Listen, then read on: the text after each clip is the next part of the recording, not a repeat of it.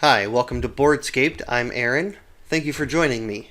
Today I want to bring to your attention a new 5th edition rules supplement book called Wrenn's Guide to the Modern World and Its Cities. Now, I want to bring this to your attention because with only 27 days left to go, Wrenn's Guide to the Modern World has raised just over a third of what it needs to be funded. And I find this book, this supplement book, to be completely worth every single penny that you would spend on it, depending on your pledge level. We'll get to that in a little bit. Wrenn's Guide to the Modern World and Its Cities is a collaborative effort from a group of friends who have been playing Dungeons & Dragons for years. The same way that other D&D supplement books have a narrator, such as Volo's Guide, Tasha's Cauldron, this book is narrated by Wrenn. This is Wrenn's Guide to some of the largest, coolest, best cities that you can just throw down into your campaign. Which is really my whole reason for bringing this up. I personally do not enjoy building cities, building towns, building villages. I always go for those supplements that already have pre-generated towns, cities, characters. Especially when it comes to my homebrews, there is no reason for me to spend so much time on something like this when I can be focused on story. So for me, this is a book that I find will be almost indispensable in my collection.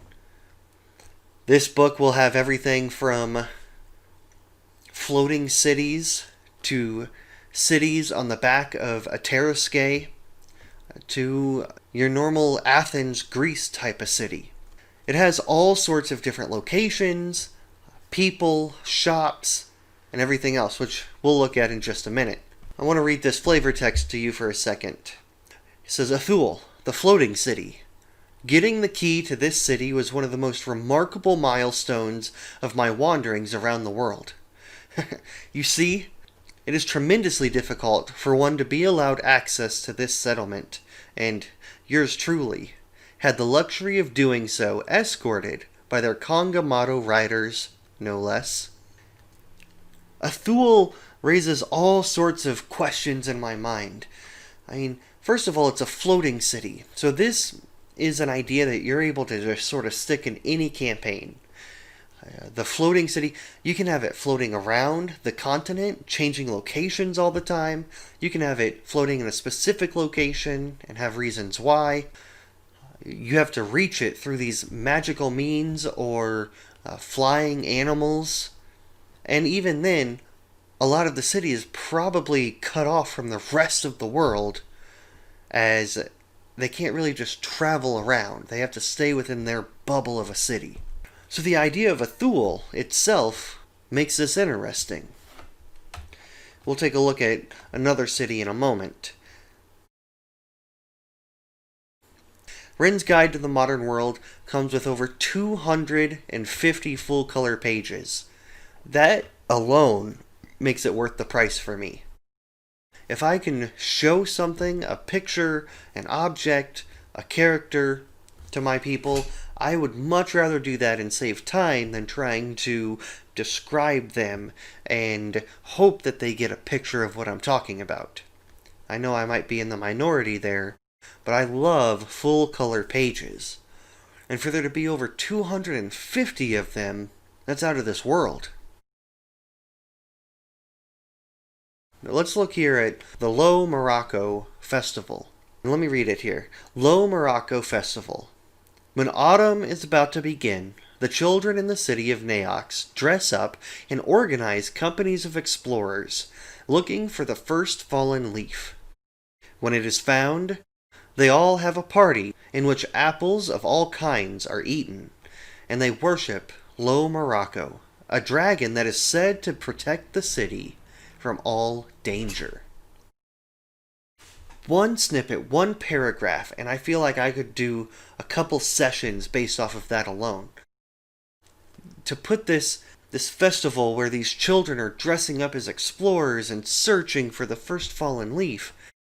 I mean, imagine putting this into your campaign as your party is first coming upon the city of Naox. They are still in the woods, and they start to come across various groups of children dressed up as explorers. Maybe some of them have wooden swords and shields, and they're just in groups all over the place. Like, what's going on?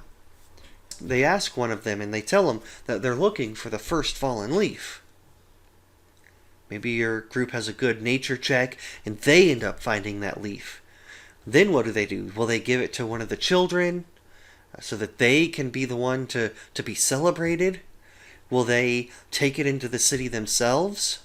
Will they crumple it up and ruin the festivities? Or maybe as they first start to enter this village and they're still in the forest and they see these children dressed as adventurers, they don't necessarily know what's going on yet, but they see them be attacked by wolves or goblins or any other amount of creatures, and they save them, or maybe they watch them die. How does that affect the festival? And that's not even getting into the dragon that protects the city from danger. I mean, that's a whole nother level of areas that you could go with. But this is just one of the many things that it has in this book that you can build entire campaigns upon. So, when we get to the cities here, it tells us that there are over 30 original villages, towns, cities, megalopolises, all with complete descriptions and a file telling you everything you need to know about that city. It tells you about the inhabitants, the government, the commerce, guilds, the defenses, the points of interest. They have illustrations and maps, anything and everything that you need for your campaign when it comes to cities can be found in this book. Now I want to take a look here at Arthenia, just to give you an idea of one of these cities. This little area here, the yellow note card, is probably my favorite section here, because I can have just this and be able to run a campaign. But coming up with this, that's another topic in and of itself. I suck at coming up with stuff like this. So Arthenia, when you look at the picture, it looks as though it's based upon almost ancient Athens in a way. It's got that marble texture with the sea in the background. It's also known as the City of Knowledge. Right there it tells you what you're going to find here. A population of up to 7,000 people, with a majority of the race being gnomes, and then the second being humans. Which, again, brings up questions for me. Do these gnomes, are they snobbish towards other races? Is half of the city built where other races have to duck to get inside? Or do they accommodate their buildings for other races, knowing that humans are also here? Do the gnomes and the humans get along? Are they constantly fighting? What's going on in that section? Government, it says it is a rational republic, which, having that word rational before it reminds me of the Vulcans from Star Trek, where this republic isn't allowing emotion to take control of it. No matter how they feel or what they feel like doing, they are going to go with the rational decision, because ration follows knowledge. Commerce is special. They export knowledge. There's got to be schools here. There's got to be inventions. There's got to be all sorts of philosophies and maybe even religions coming out of this area. It tells you then about the defenses, the law, the different agencies that you'll find, points of interest like the library, the airport, the schools of magic, and even special holidays that it has, like the Great Day. Arthenia then goes into a whole 2-page section about who they are and what they do. I'm not going to read it, but one of the things that stuck out to me is that they are in an immensely wealthy area where beggars and criminals are not allowed to go. You have to have a citizen's permit to get into the city. Which leads me to another question. What do all those people who get denied do? I don't know if you've ever watched The Leftovers, the TV show, but I think it's season 2. They have a city, maybe in Texas, somewhere down south, where miracles are said to be taking place. So all these people are flocking there, and they're not allowed into the city. So they almost create their own city outside of those gates. Is something like that happening here with the beggars and people? Is there a area outside the city of poor people hoping to get a couple dollars from travelers entering the city? I don't know. That's up to you and your campaign. There's so much there with Arthenius, and that's just one of the many cities, villages, towns, and megalopolises found in this source book. On top of that, they have shops galore. I also have trouble when I am DMing coming up with shops. Mine are always the same. Inns always have a couple people in them. There's a barkeep. They're serving food. Some of the decorations might change. Shops that they enter, like a blacksmith, and they pointed out here, there's always a blacksmith with an old grumpy dwarf, right? Well, they have created shops that have, one, pictures, which again helps me not have to describe things and I can focus more on story. And two, they have all sorts of unique shops, people already in the shops, and telling you what those people's reactions will be to things, giving them a little bit of character. Maybe one of the people looking in the herbalist shop is afraid of Dragonborn. And so your Dragonborn knight comes in and they drop a plant and are almost frozen in place until their partner whisks them away. Little things like that I personally would have trouble coming up with, this book already has set up. There are residences, services like temples, hospitals, bookstores, libraries, schools. There's inns and taverns, and all sorts of shops. I love the look of this picture, the lighting, the orange color, the look of shock on his face when the door is opening. This guy's just sort of hanging out. This is the Wondrous Wares of Wizardry. It is a magical scroll shop, my most trusted place to buy all kinds of scrolls. You see, it's run by 8 Grung brothers, and they spice up all their papyri with a scent of marsh rosemary that I find intoxicating. You've got 8 brothers, you've got more than just one shopkeeper, but not only brothers, but Grung brothers. You've got an entire scent to overwhelm your adventuring party as they enter this shop, and rosemary is everywhere. As we move on, we have things such as guilds, services that you can plop into any of your campaigns, typical stuff. I like this one, the transport systems that connect both the cities, the inner cities, as well as public transportation by land, sea, air. These are the kinds of things that I forget about. My campaigns, usually people are walking, or if they find a horse. But having a system like this set up where they pay money to get on, or maybe they only let certain races on. On top of this, they explain the local and global logistics systems, as well as teleportation circles, all sorts of these transport systems that you can just, again, plop into any of these cities. One of the coolest things in this whole book is the new class. They have the Citizen class. The Citizen class is a non-combatant character, where you are playing as those doing the bidding of the adventuring parties. The blacksmiths, the craftsmen, the doctors, the charlatans, those within the city that would usually not be the ones just picking up their swords and going and fighting. One idea that came to my mind as I read through this and was thinking about what could you do with a citizen campaign. A quick idea that came up was, what if there is a forest fire? We have those all over California right now.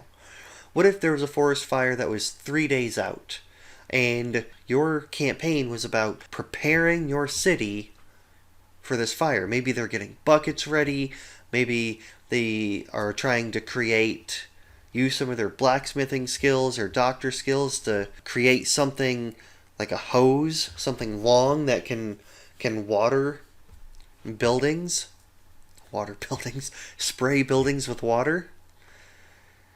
Maybe they're just trying to get people out.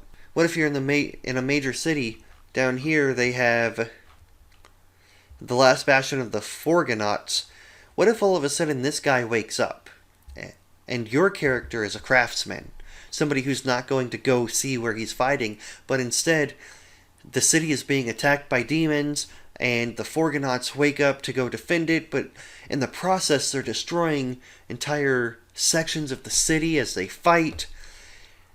What if it's your people's job, your campaign's job, to start rescuing people from these buildings, saving your family from these buildings? There's just so much that you can do with this citizen class that I had not even really thought about. On top of that, it says that we have carefully designed archetypes for already existing classes, such as bodyguards, pit fighters, guild agents, and minstrels. All sorts of things that if you want to be a class that is already set, then instead of being a new class, you can become a new archetype. Again, it tells you all about defenses of all these cities, the politics, the economics, has layouts and rules for banks and bureaucracy, for loans and cash payments. Any good supplemental book has items, which this one does.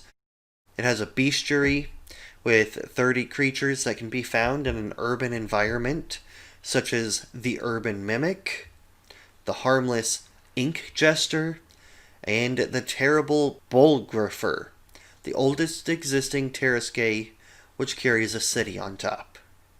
That's a city I want in my campaign.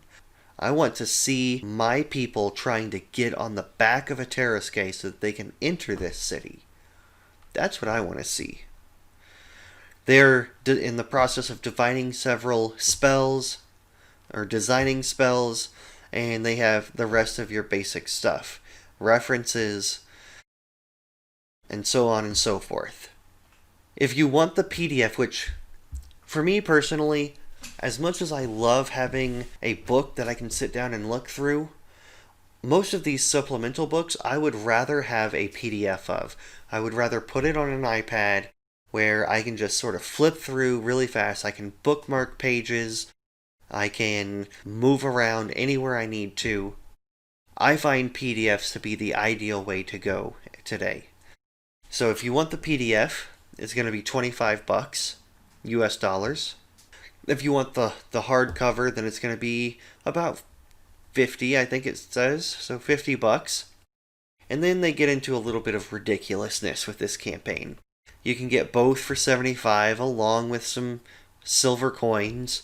You can go all in and get a special edition cover, all sorts of coins, some specialty things, and a treasure chest for the low price of $450.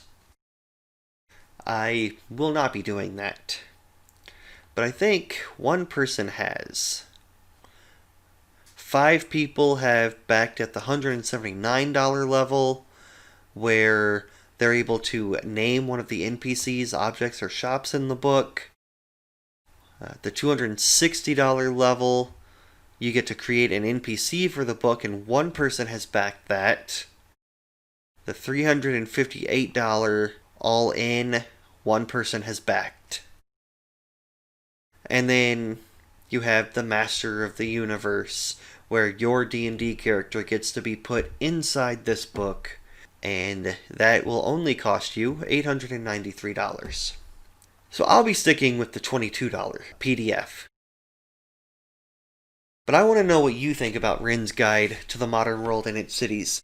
Is this something that you can see yourself using in your campaigns? If so, then go ahead and leave a comment below. I just want to bring awareness to this campaign as it needs help, and it definitely seems like one that I am interested in and would love to have one day. Please subscribe below, leave a like, and until next time.